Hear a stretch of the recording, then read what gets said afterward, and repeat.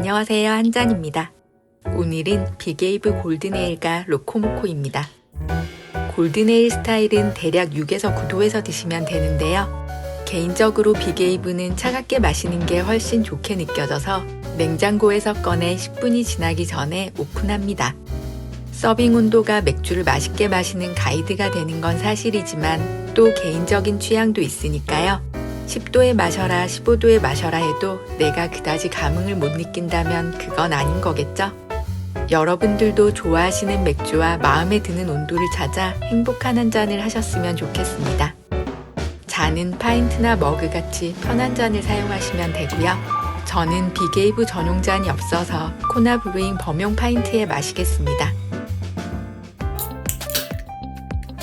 헤드가 와글와글 두껍게 올라왔다가 또 토독토독 거리면서 빠르게 맥주 위로 무너져 내립니다. 발끝까지 밀려 내려왔다가 부서지며 쓸려 내려가는 파도 거품과 꼭 닮아 있는데요. 가라앉는 거품 위로 파인애플과 귤 같은 새콤한 과실과 신선한 꽃향, 시원한 소량들이 느껴집니다. 쉽게 사라진 거품처럼 입안에서 느껴지는 탄산감도 마일드한 편이고요. 전반적으로 절제되어서 굉장히 순하고 깨끗한 모습입니다. 레몬이나 라임, 귤과 같은 과실의 산미, 얇고 바삭한 비스킷처럼 입안을 크게 휘어잡지 않는 고소함, 어딘가에서 희미하게 다가오는 달콤함, 가벼운 바디감, 맥주캔 디자인처럼 그야말로 여름에 마시면 너무 좋을 것 같은 이미지들로 꽉 채워져 있어요. 아시는 분들은 아시고 짐작하시는 분들은 짐작하셨다시피 이 빅웨이브 골든에일은 하와이의 맥주입니다. 1994년 빅웨이브를 만든 코나 브루잉의 창립자 카메론 힐리와 스푼 칼사가 하와이 빅아일랜드의 카일루와 코나의 양조장을 설립하면서 코나 브루잉의 역사가 시작되었죠. 부자 사이였던 두 사람은 그들이 만드는 맥주에 하와이의 정신과 문화, 아름다움을 투영해내겠다는 목표로 브루어리를 이끌어가게 되는데요. 이 목표가 그대로 반영되어서 코나의 맥주들은 라벨에 모두 하와이의 해변과 풍광, 그 이미지들을 담아내고 있습니다. 빅웨이브 역시 이름처럼 큰 파도를 배경으로 한 바다를 라벨 디자인으로 사용하고 있는데요. 이곳은 하와이 오아후의 마카아 해변입니다.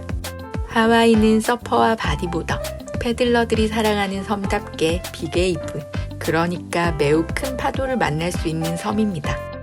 마카아 역시 빅웨이브를 자랑하는 하와이의 해변들 중 한 곳으로 겨울에는 파도가 무려 25피트까지도 다다른다고 하는데요.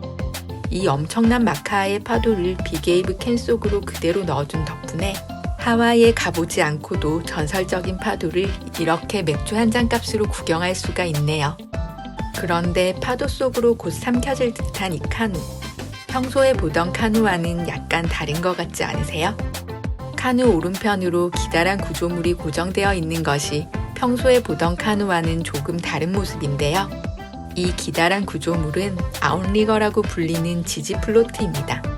아웃리거 카누는 태평양의 섬들, 마다가스카르와 동남아의 섬에 살았던 세계 여러 지역의 섬사람들이 여행이나 기타 목적을 위해 전통적으로 사용하던 배였습니다. 하와이에서는 고대 하와이인들이 바다 낚시, 또 하와이의 섬간 이동을 위해 사용하던 해상수단이었죠. 그리고 오늘날에는 하와이의 큰 파도를 내지르며 즐기는 스포츠가 되었습니다.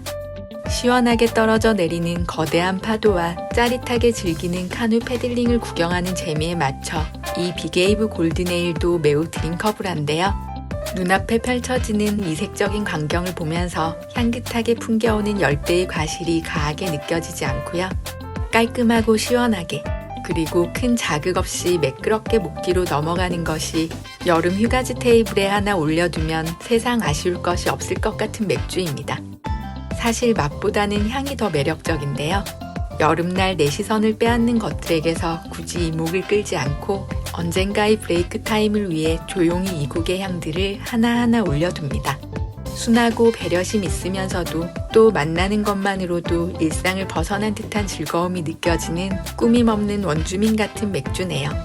그런데 이 하와이안 같은 맥주, 제가 아까 하와이 맥주라 알려드린 이 빅웨이브가 엄밀히 말하면 하와이 맥주는 아닙니다. 적어도 지금 여기서 우리가 마시는 빅웨이브와 코나 브루잉의 맥주들은요. 코나 브루잉이 하와이에 있고 빅웨이브와 코나의 맥주들을 양조하는 건 맞지만 이들은 하와이 내에서의 탭, 그러니까 생맥주로 모두 유통되고 있고요. 그 외 지역의 생맥주와 병맥주, 캔맥주들은 2010년에 코나 브루잉을 인수한 크래프트 브루 얼라이언스, CBA의 양조장들이 포진되어 있는 미국의 곳곳에서 양조 생산되고 있습니다. 2020년이 되어 코나 브루잉이 PB 브루잉 파트너스에 다시 매각되긴 했지만 이 매각에는 하와이 EA 지역 코나 사업은 포함되지 않았기 때문에 여전히 우리는 미국 내에서 양조되는 코나의 맥주들을 마시고 있다고 볼 수 있겠네요. 빅웨이브는 해산물이나 가금류 요리, 샐러드나 가벼운 파스타와 잘 어울린다고 하는데요. 저는 저녁 식사 전이기도 하고 이러나 저러나 어쨌든 하와이의 감성이 가득 담긴 빅웨이브 아니겠습니까?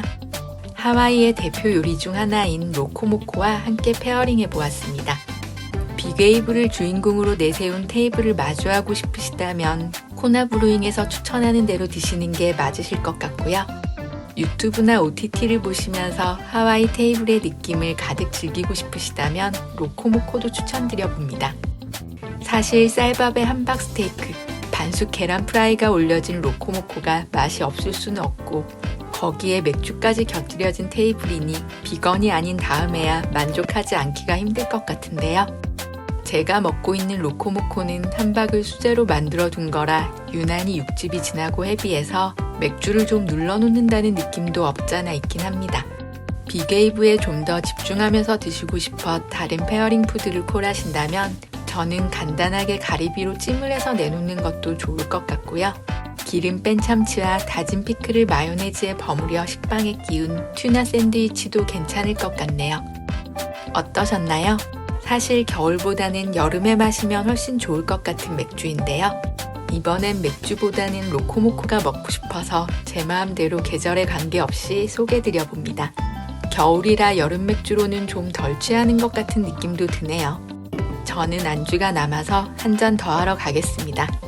여러분의 구독과 좋아요 그리고 댓글은 제가 영상을 만드는 데 큰 힘이 됩니다. 오늘의 맥주 한 잔은 여기까지 하겠습니다.